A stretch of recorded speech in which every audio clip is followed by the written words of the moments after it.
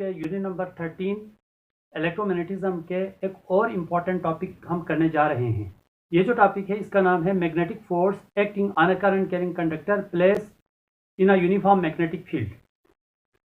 एक current carrying conductor को हम यूनिफॉर्म मैग्नेटिक फील्ड के अंदर रखते हैं तो उस मैग्नेटिक फील्ड के अंदर से उस करंट कैरिंग कंडक्टर के ऊपर मैग्नेटिक फोर्स लगती है, उसको हम आज डिस्कस करेंगे। इस फोर्स की मैग्नीट्यूड हम डिटरमाइन करेंगे, इसकी डायरेक्शन को हम देख लेंगे। तो magnetic force acting on a current carrying conductor place in uniform magnetic field. Current carrying conductor को आप मैग्नेटिक फील्ड में रखते हैं, उस करंट कैरिंग कंडक्टर के ऊपर मैग्नेटिक फोर्स लगती है। वो कैसे लगती है तो हम यहाँ पे एक्सप्लेन करते हैं। क्लास 10 के अंदर भी आपने पढ़ा है, इस चैप्टर के अंदर भी आपने पढ़ा है। एक स्ट्रेट वायर है, उस स्ट्रेट वायर को आपने एक कार्डबोर्ड या गत्ते के अंदर से पास करें ऐसे। तो जब आपने इसके अराउंड मैग्नेटिक कंपास रखा था तो मैग्नेटिक कंपास की जो नीडल है उसकी डायरेक्शन नॉर्थ से साउथ की तरफ थी। जब आपने इसके अंदर से करंट पास किया तो उस मैग्नेटिक कंपास की जो नीडल है वो टेंडेंशियल आ गई थी। करंट की डायरेक्शन को रिवर्स करने से नीडल की डायरेक्शन रिवर्स आ रही थी। इसका मतलब करंट पास करने से इसके अराउंड मैग्नेटिक फील्ड क्रिएट हुआ है। वो magnetic field line circular form में है। तो मैग्नेटिक कंपास की जो नीडल है वो इस करंट ने जो इस कंडक्टर के अराउंड जो मैग्नेटिक फील्ड क्रिएट किया है उसकी डायरेक्शन को फॉलो करने की कोशिश की, इसलिए उस नीडल की डायरेक्शन टेंडेंशियल आ गई। मैग्नेटिक कंपास के अंदर भी मैग्नेट है, उस लिहाज से बाहर इस करंट ने जो पैदा किया है मैग्नेट वो स्ट्रॉन्ग है, तो स्ट्रॉन्ग मैग्नेटिक फोर्स की डायरेक्शन को वो नीडल फॉलो करेगी। इसलिए नीडल ने जब इसके अराउंड मैग्नेटिक फील्ड क्रिएट हुआ, इस करंट कैरिंग कंडक्टर के फील्ड की डायरेक्शन को इसने फॉलो किया। ये जो करंट कैरिंग रॉड है, सपोज इसके अराउंड मैग्नेटिक फील्ड लाइंस ऐसे बनी हुई है, ऐसे ऐसे। ये जो करंट कैरिंग कंडक्टर है उसकी जो मैग्नेटिक फील्ड लाइंस की डायरेक्शन को हम राइट हैंड रूल से निकाल सकते हैं। According to right hand rule, current carrying rod के अगर करंट नीचे से ऊपर फ्लो कर रहा है तो according to right hand rule magnetic field lines की डायरेक्शन एंटी क्लॉकवाइज होगी। टॉप टू बॉटम में सर्कुलर फील्ड की लाइंस क्लॉकवाइज होगी। तो इस करंट कैरिंग रॉड को मैं इन परमानेंट मैग्नेट के दरमियान रखूंगा, इस यूनिफॉर्म एक्सटर्नल मैग्नेटिक फील्ड के दरमियान रखूंगा। तो इस रॉड के ऊपर मैग्नेटिक फोर्स लगेगी। वो कैसे लगेगी अभी हम एक्सप्लेन करेंगे। इस फिगर ए को मैं फिगर बी के अंदर ऐसे रखूंगा रॉड को, तो इसकी जो मैग्नेटिक फील्ड लाइंस की डायरेक्शन ऐसे बनेगी, ऐसे। इसकी जो मैग्नेटिक फील्ड लाइंस की डायरेक्शन एंटी क्लॉकवाइज है, तो यहाँ पर एंटी क्लॉकवाइज रॉड ऐसे है आपकी तरफ, तो ये हमें नजर नहीं आ रहा। फिगर सी को मैंने फिगर डी के अंदर रखा, तो इस सर्कुलर फील्ड की डायरेक्शन है वो क्लॉकवाइज है, इसको मैं ऐसे डिनोट कर सकता हूँ, ऐसे। अब आप इन दोनों फिगर बी और डी के ऊपर गौर करें तो इस साइड पर सर्कुलर फील्ड लाइंस और straight field lines opposite direction में है, तो दोनों फील्ड आपस में कैंसिल करेंगी, तो मैग्नेटिक फील्ड 0। जबकि इस साइड पर सर्कुलर फील्ड लाइंस और स्ट्रेट फील्ड लाइंस की डायरेक्शन सेम है, तो यहाँ पर मैग्नेटिक फील्ड स्ट्रॉन्ग होगी। मैग्नेटिक फील्ड को बी से जाहिर करते हैं। तो हमेशा मैग्नेटिक फील्ड में स्ट्रॉन्ग मैग्नेटिक फील्ड से वीक मैग्नेटिक फील्ड की तरफ मैग्नेटिक फोर्स लगती है कंडक्टर पर, तो कंडक्टर मूव करके लेफ्ट टू राइट साइड पे चला जाएगा। इस फिगर को जरा गौर करें, इस फिगर पर गौर करें तो राइट साइड में दोनों फील्ड लाइंस की डायरेक्शन सेम है। सर्कुलर फील्ड की डायरेक्शन भी नीचे है, स्ट्रेट लाइन फील्ड की डायरेक्शन भी नीचे है। तो यहाँ पर फील्ड लाइंस मिलेंगी तो यहाँ पर स्ट्रॉन्ग मैग्नेटिक फील्ड क्रिएट होगी। लेफ्ट साइड पर दोनों फील्ड की डायरेक्शन अपोजिट है, तो यहाँ पर मैग्नेटिक फील्ड की वैल्यू 0। तो कंडक्टर पर फिगर डी में right to left magnetic force लगेगी, तो कंडक्टर मूव करके राइट से लेफ्ट की तरफ मूव करेगा।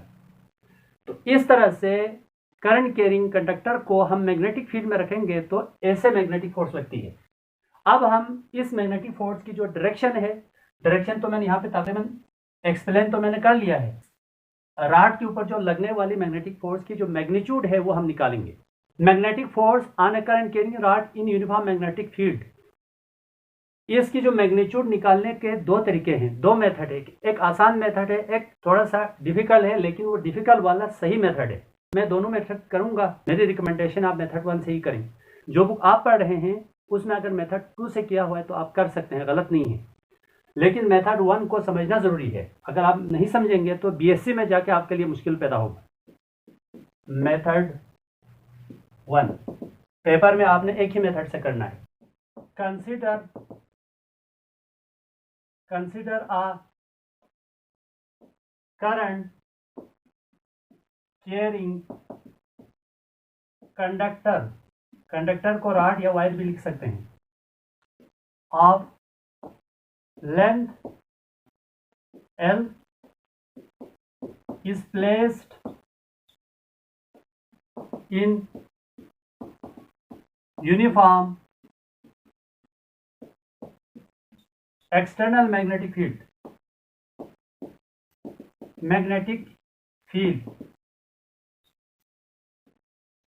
then this current carrying rod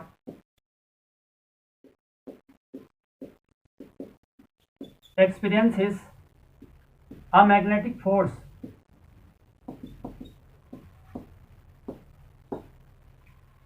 यहां से यहां तक दोनों मेथड के लिए आपने लिखना है। हमने एक करंट कैरिंग कंडक्टर हमने कंसिडर किया, उस करंट कैरिंग कंडक्टर को एक्सटर्नल मैग्नेटिक फील्ड के अंदर हमने रखा है। तो एक्सटर्नल मैग्नेटिक फील्ड के अंदर उस करंट कैरिंग रॉड, इस करंट कैरिंग रॉड के ऊपर मैग्नेटिक फोर्स लगेगी। This is external magnetic field. Magnetic field की डायरेक्शन लेफ्ट टू राइट है। Magnetic field the vector. Conductor को हमने ऐसे रखना है, इसी एंगल के ऊपर ऐसे मैंने कंडक्टर रखा है। तो इस कंडक्टर का जो लेंथ है वो कैपिटल L है। करंट की डायरेक्शन सपोज ऐसे है। इस मैग्नेटिक फील्ड की डायरेक्शन को हम निकाल सकते हैं राइट हैंड रूल से। करंट कैरिंग रॉड को हमने एक्सटर्नल मैग्नेटिक फील्ड के अंदर रखा है और ये जो रॉड है इस मैग्नेटिक फील्ड के साथ थीटा एंगल बना रहा है। इस पेन को आप ऐसे रखेंगे यूं। ये जो ब्लैक मार्कर है इसका जो केब है ये पॉजिटिव एक्स एक्सिस है। ब्लैक मार्कर का जो टेल है इस साइड वाला ये नेगेटिव एक्स एक्सिस है। इसी तरह ये जो रेड मार्कर का जो केब है ये पॉजिटिव जेड एक्सिस है। इसका जो टेल है ये negative Z axis. Blue marker का जो केब है ये हमारे पास पॉजिटिव एक्सिस और ये टेल नेगेटिव एक्सिस। ये जो रॉड है ये जेड एक्सिस के अलाउंग है, ऐसे है। मैग्नेटिक फोर्स ऐसे फ्लेमिंग लेफ्ट हैंड रूल आप लगाएंगे। फ्लेमिंग लेफ्ट हैंड रूल में थंब मैग्नेटिक फोर्स को शो करता है। फार फिंगर या फर्स्ट फिंगर मैग्नेटिक फील्ड की डायरेक्शन को शो करता है। मिडिल फिंगर या सेकंड फिंगर करंट की डायरेक्शन को शो करता है। तो करंट अंदर की तरफ जा रहा है तो मिडिल फिंगर को हमने करंट की डायरेक्शन में रखना है लेफ्ट हैंड के, फार फिंगर को मैग्नेटिक फील्ड की डायरेक्शन में, और थंब इंडिकेट करेगा मैग्नेटिक फोर्स को। तो ऐसे होगा यूं, ऐसे। तो मैग्नेटिक फोर्स इस रॉड के ऊपर डाउनवर्ड लगेगी ऐसे, यानी कि मैग्नेटिक फील्ड इस डायरेक्शन में है, करंट इस डायरेक्शन में है, तो मैग्नेटिक फोर्स ऐसे कुछ लगेगी। तो यहां पर जो एंगल है हमारे पास मैग्नेटिक फोर्स और मैग्नेटिक फील्ड के दरमियान, ये हमारे पास 90 डिग्री है। जब ये मैग्नेटिक फोर्स और मैग्नेटिक फील्ड के दरमियान एंगल 90 का हो, यहाँ पर मैक्सिमम मैग्नेटिक फोर्स लगती है। As we now that the magnetic force acting on a moving charge in magnetic field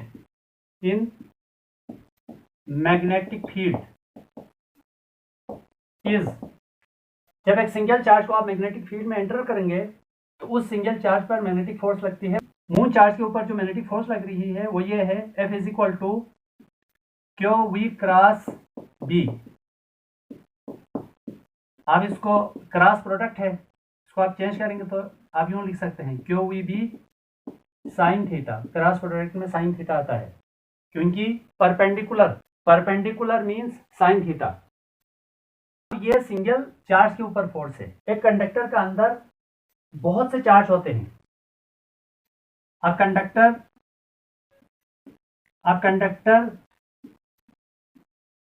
consist of number of charges. Conductor matter है, मैटर एटम से मिलकर बना होता है, एटम चार्ज से मिलकर बना होता है। तो एक कंडक्टर के अंदर बहुत से चार्जेस है। सिंगल चार्ज के ऊपर मैग्नेटिक फोर्स की वैल्यू आ गई है हमारे पास, F is equal to Q V sine theta. हमें नंबर ऑफ चार्ज के ऊपर मैग्नेटिक फोर्स चाहिए, यानी कि कंडक्टर के ऊपर फोर्स लगने का मतलब है कंडक्टर चार्ज से मिलकर बना हुआ है, तो कंडक्टर पे फोर्स लगने का मतलब है force acting on many charges. Single charge के ऊपर हमने पहले से फार्मूला निकाला हुआ है।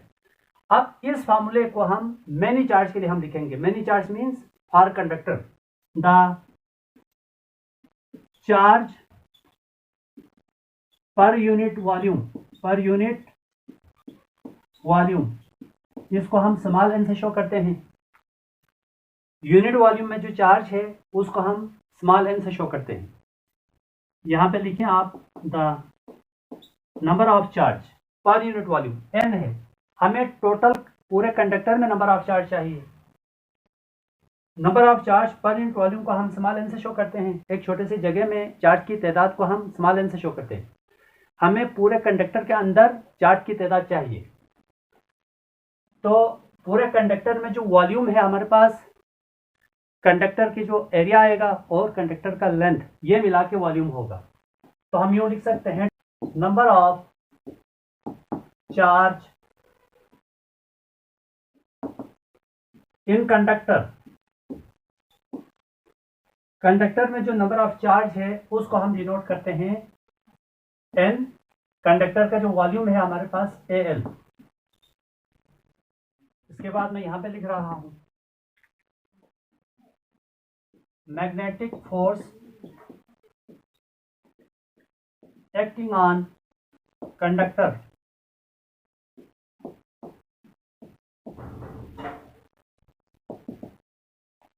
तो magnetic force acting on conductor equal होगा number of charge in conductor, number of charge in conductor multiply by force on single charge, force on single charge. F is equal to number of charge in conductor है NaL multiply by force acting on single charge. फोर्स acting on single चार्ज का formula है QVB sine theta है। तो इसको हम यूं लिख सकते हैं F is equal to NA। VQ को मैं पहले लिख सकता हूं, L को मैं बाद में लिखूंगा, LV साइन थीटा। ये जो Q है इसको हम E लिख सकते हैं, F is equal to NaVE LB sine theta. अब यहां से ये वाला टर्म NaVB, यहाँ पे ये जो V है वो ड्रिफ्ट वेलोसिटी है। एक कंडक्टर है उसकी लेंथ L है, उसके अंदर कंडक्टर नंबर ऑफ चार्ज पे मुश्तमिल होता है, तो एक से ज्यादा चार्ज को हम N से शो करते हैं। तो N charge drift velocity V के साथ मूव कर रहे हैं। हर एक चार्ज के ऊपर जो चार्ज की वैल्यू है उसको हमने E से शो किया। टोटल करंट इक्वल होगा NaVE, टोटल करंट होगा NaVE। तो यहां पर NaVE की जगह हम I रख सकते हैं, तो F is equal to ILB sine theta. R in vector form F vector is equal to IL vector cross B vector. When theta is equal to 90 degree, then F is equal to ILB sin 90। sin 90 की value 1 होगी, तो ILB, तो यहां से B की value निकालो, F upon IL। This B is called magnetic induction या magnetic field strength. Magnetic induction या मैग्नेटिक फील्ड स्ट्रेंथ क्या होता है? एक कंडक्टर है, ये कंडक्टर है, इस कंडक्टर की लेंथ अगर 1 मीटर है और इस कंडक्टर के अंदर से 1 एम्पियर करंट फ्लो करे, तो उस वक्त मैग्नेटिक फील्ड के अंदर से इस कंडक्टर के ऊपर लगने वाली जो फोर्स है उसको मैग्नेटिक फील्ड इंडक्शन या मैग्नेटिक फील्ड स्ट्रेंथ कहते हैं। मैग्नेटिक फील्ड स्ट्रेंथ या मैग्नेटिक फील्ड इंडक्शन की जो ऐसा यूनिट है वो हमारे पास टेस्ला है। टेस्ला की डिफिनीशन भी इसी से रिलेटेड है। टेस्ला में जो फोर्स है उसकी वैल्यू होगी 1 होनी चाहिए।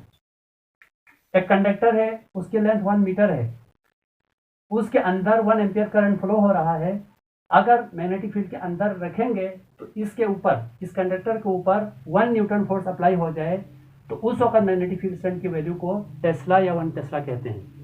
मैग्नेटिक इंडक्शन और टेस्ला की डेफिनेशन मैंने यहाँ पे लिखा हुआ है, यहाँ से आपने नोट करना है। Method 2, the magnetic force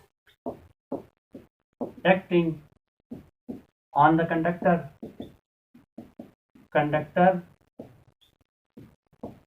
depends,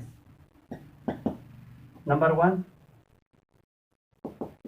length of the conductor, B जो है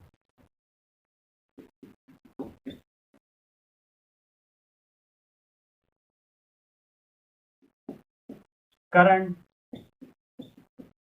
flowing through the conductor,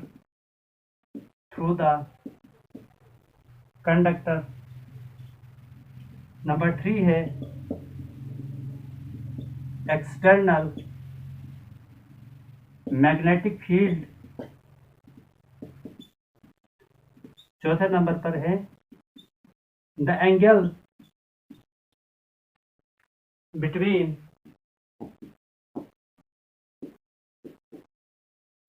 length vector and magnetic field vector। Current carrying conductor पर एक्सटर्नल मैग्नेटिक फील्ड में लगने वाली जो मैग्नेटिक फोर्स है, एक तो उस कंडक्टर के थ्रू फ्लो होने वाले करंट पे डिपेंड करेगा। करंट ज़्यादा फ्लो करेंगे तो उसके ऊपर मैग्नेटिक फोर्स ज़्यादा लगेगी, और कंडक्टर के लेंथ के ऊपर डिपेंड करेगा। अगर लेंथ ज़्यादा है तो उसके ऊपर मैग्नेटिक फोर्स ज़्यादा लगेगी, वो तेज़ी के साथ मूव करेगा। लेंथ ज़्यादा होने का मतलब उसके अंदर चार्ज ज़्यादा है, चार्ज ज़्यादा होगा तो मैग्नेटिक फोर्स ज़्यादा लगेगी। एक्सटर्नल मैग्नेटिक फील्ड की वैल्यू के ऊपर भी डिपेंड करती है। अगर एक्सटर्नल मैग्नेटिक फील्ड स्ट्रॉन्ग है, मैग्नेटिक फोर्स ज़्यादा लगेगी, अगर वीक है तो कम लगेगी। मेथड नंबर 1 में भी हमने देख लिया है, ये जो लेंथ वेक्टर और मैग्नेटिक फील्ड वेक्टर, उनके दरमियान एंगल पे भी डिपेंड करता है। अगर एंगल 90 डिग्री हो तो मैक्सिमम मैग्नेटिक फोर्स लगती है। मैथमेटिकली लिख सकते हैं, मैथमेटिकली मैग्नेटिक फोर्स जो है वो लेंथ के डायरेक्टली प्रोपोर्शनल है। डिपेंड का मतलब डायरेक्टली प्रोपोर्शनल, लेंथ ज़्यादा होगा तो मैग्नेटिक फोर्स ज़्यादा। इसको इक्वेशन ए लिख दें। करंट के डायरेक्टली प्रोपोर्शनल होगा, कंडक्टर के अंदर करंट ज़्यादा फ्लो होगा तो मैग्नेटिक फोर्स ज़्यादा लगेगी, कम करंट फ्लो होगा तो कम फोर्स लगेगी। एक्सटर्नल मैग्नेटिक फील्ड की वैल्यू के ऊपर डिपेंड करेगी, equation C. And length vector और डी वेक्टर के दरमियान एंगल के ऊपर डिपेंड करेगा, एंगल के ऊपर डिपेंड करेगी साइन थीटा। कंबाइनिंग